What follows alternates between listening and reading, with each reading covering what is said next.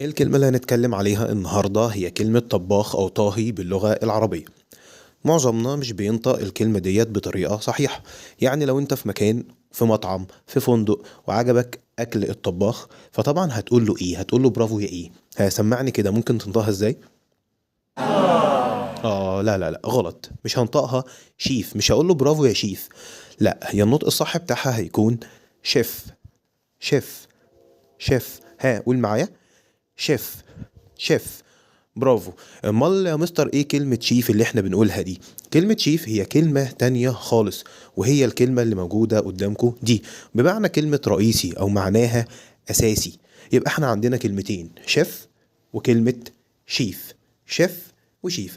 لو تعرف المعلومة دي من قبل كده دوس لايك، لو ما تعرفش دوس اشتراك وفعل زر الجرس علشان يوصلك كل جديد. مع السلامة.